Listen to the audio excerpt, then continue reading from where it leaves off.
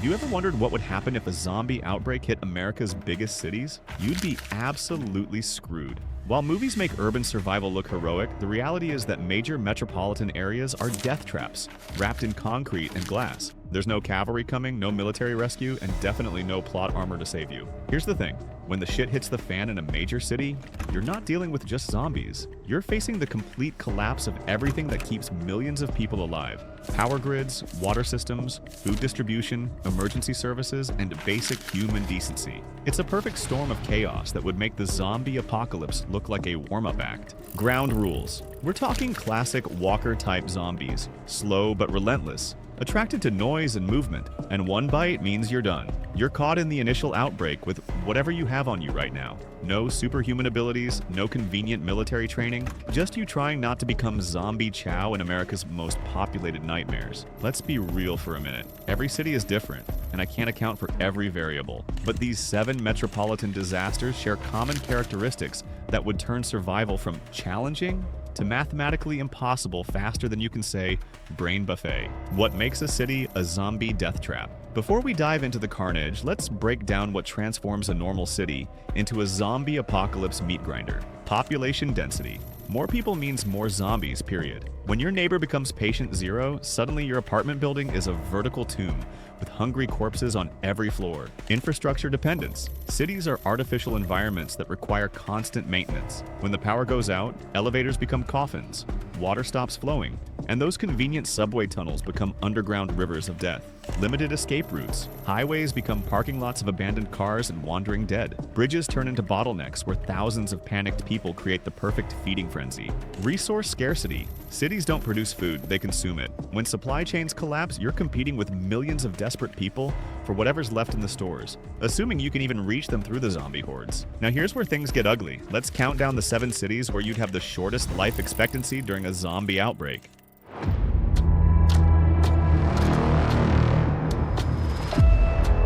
Miami sounds like paradise until you realize you're trapped on a peninsula with nowhere to run. The city sits on a narrow strip of land between the Everglades and the Atlantic Ocean, creating a natural funnel that concentrates both zombies and panicked survivors into an increasingly smaller space. Here's what kills you: geographic isolation. You've got exactly 3 ways out of Miami: north through zombie-infested urban sprawl, west into alligator-filled swamps, or east into the ocean. None of these options end well when you're being chased by thousands of reanimated spring breakers and retirees. The heat and humidity work against you constantly. Dehydration sets in fast, and the tropical climate means bodies decompose quickly, creating a stench that attracts every zombie within miles. Those beautiful Art Deco buildings become ovens during the day and echo chambers at night, amplifying every sound you make. The killer detail: hurricane season infrastructure. Miami's buildings are designed to withstand wind, not zombie sieges. Those floor-to-ceiling windows that offer stunning ocean views, they're basically dinner bells for the undead. And when the power grid fails, which it will within hours, the air conditioning stops, turning every building into a sweltering death trap.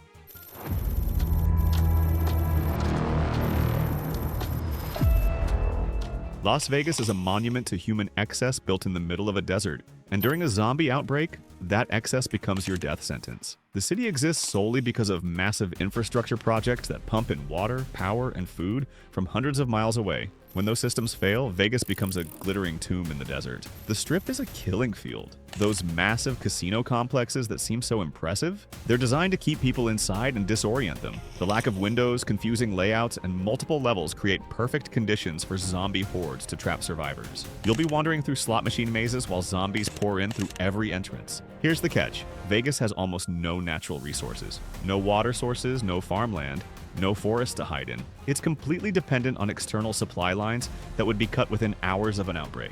The desert surrounding the city offers no shelter, no food, and temperatures that can kill you faster than the zombies. What seals your fate? The tourist population. Vegas hosts over 40 million visitors annually, meaning during peak times you're dealing with a massively inflated population of people who don't know the area, don't have local resources, and are probably drunk or hungover when the outbreak hits. It's chaos multiplied by desperation.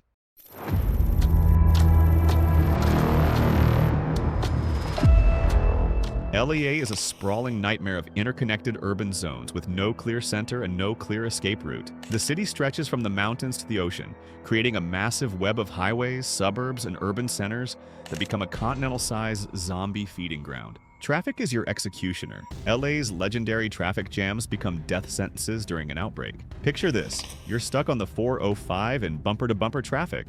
When the outbreak hits, cars become coffins as zombies swarm between vehicles, and there's literally nowhere to go. The highway system that normally moves millions of people becomes a 500-mile-long buffet line. The geography works against you in every direction.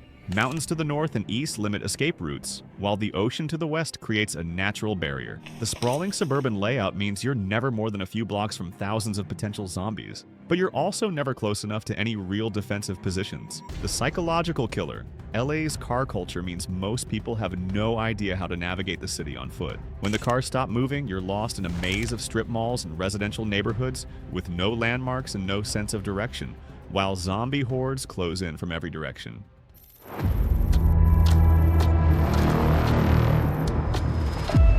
Chicago sits on the shore of Lake Michigan like a concrete fortress, but during a zombie outbreak, that lake becomes a trap instead of an escape route. The city's dense urban core, brutal winters, and limited escape routes create a perfect storm of survival impossibility. Winter is the silent killer. If the outbreak happens during Chicago's legendary winter, you're dealing with sub-zero temperatures, snow that makes movement nearly impossible, and heating systems that fail when the power goes out. Zombies don't feel cold, but you do.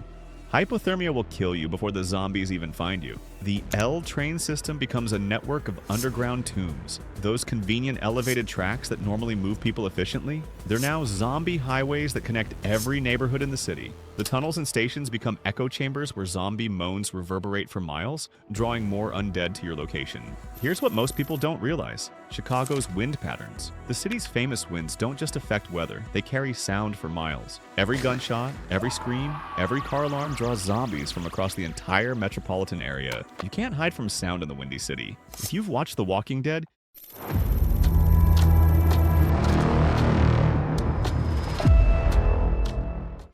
you know Atlanta is zombie apocalypse ground zero, and there's a reason the show chose this city. Atlanta sits at the intersection of major interstate highways, making it a natural funnel for both zombie hordes and panicked survivors from across the Southeast. The CDC connection makes it worse. Atlanta houses the Centers for Disease Control, which means if there's a zombie outbreak, it probably started here. You're not just dealing with local zombies, you're at the epicenter of a continental disaster, with patient zero potentially being your next-door neighbor. The highway system is a death trap. Atlanta's infamous traffic problems become apocalyptic when you add zombies to the mix. I-75, I-85, and I-20 all converge in the city center, creating a massive bottleneck where millions of cars and zombies meet in the world's worst traffic jam. The humidity factor. Georgia's oppressive summer heat and humidity create perfect conditions for rapid decomposition and disease spread. The smell of rotting zombies carries for miles, attracting more undead while making it nearly impossible for survivors to breathe or think clearly.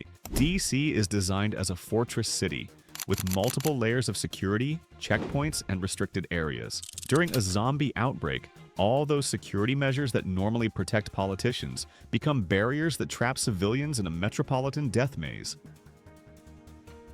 Government response makes it worse. DC would be the first city where authorities try to contain the outbreak, meaning military cordons, roadblocks, and shoot-on-sight orders for anyone trying to leave. You're not just fighting zombies, you're fighting a government that sees you as a potential infection vector. The metro system becomes a subway of death. DC, yes, underground rail network connects every major area of the city. But during an outbreak, those tunnels become zombie superhighways. The trains stop running, but the zombies keep walking through miles of underground passages, emerging at stations throughout the metropolitan area. The political target factor. If there's a zombie outbreak, DC becomes the most important city to either save or destroy. Foreign governments, domestic terrorists, and military commanders all have reasons to either nuke the city or flood it with resources. Either way, you're caught in the middle of decisions being made by people who see civilian casualties as acceptable losses. New York City is the ultimate zombie apocalypse nightmare, and here's why you'd be dead before you even understood what was happening. With over 8 million people crammed into 300 square miles, NYC has the highest population density in America. When the outbreak hits, you're not dealing with thousands of zombies. You're dealing with millions. The subway system is a death sentence. New York City's subway moves 5 million people daily through 472 stations, connected by 665 miles of track. During an outbreak, this becomes the world's largest zombie distribution network. Zombies pour out of subway entrances across all 5 boroughs simultaneously, making escape impossible no matter where you are. Vertical death traps everywhere. Manhattan's skyscrapers aren't just tall buildings. They're vertical cities housing tens of thousands of people each. When the outbreak hits, elevators stop working. Stairwells become zombie funnels and every floor becomes a potential tomb. You can't go up, you can't go down, and you can't stay where you are. The bridge and tunnel nightmare. NYC is built on islands connected by bridges and tunnels. During an outbreak, these become the ultimate bottlenecks. Picture the Brooklyn Bridge packed with panicked people trying to escape while zombies pour in from both directions. Every major escape route becomes a slaughter zone. Here's the thing that seals your fate. New York never sleeps, which means the outbreak spreads 24/7. There's no quiet period, no time to regroup, no moment when the city slows down. Zombies are being created and spreading every second of every day across the most densely populated area in America. The sound factor alone would kill you. New York City is loud on a normal day. Car horns, construction, sirens, millions of people talking. During an outbreak, every sound draws zombies from miles away. You can't hide from noise in a city that never stops making it. Short-term survival rating, the first 24 hours. New York City is 1 out of 10. You're basically already dead. Washington, D.C. is 2 out of 10. Government response kills you faster than zombies. Atlanta, 2 out of 10. Ground zero of the outbreak. Chicago, 3 out of 10. Winter might slow the zombies, but it'll kill you too. Los Angeles, 3 out of 10. 2 spread out to defend, too big to escape. Las Vegas, 4 out of 10. Desert isolation works both ways. Miami, 4 out of 10. Peninsula trap with tropical complications. Long-term survival rating, beyond 1 week. All cities drop to 1/10. If you somehow survive the initial chaos, you're still trapped in an urban wasteland with no sustainable resources, millions of zombies, and the complete collapse of civilization. So what are the key takeaways from all of this? Number 1, get out immediately. Don't try to wait it out or gather supplies. Avoid highways. They become zombie rivers flowing toward population centers. Number 2, head for rural areas. Your only chance is getting away from people and former people. Number 3, travel light and fast. Every minute you spend in the city reduces your survival chances exponentially. And number 4, the brutal truth. If you're in any major American city when the zombie apocalypse starts, your best case scenario is becoming zombie food quickly rather than slowly. These urban environments are designed to support millions of living people with complex infrastructure. When that infrastructure fails and those people become zombies, cities transform from centers of civilization into monuments to humanity's extinction. Your only real survival strategy is to not be there when it happens. Move to rural Montana, learn to farm, and hope the zombies get bored walking through empty fields before they reach your cabin.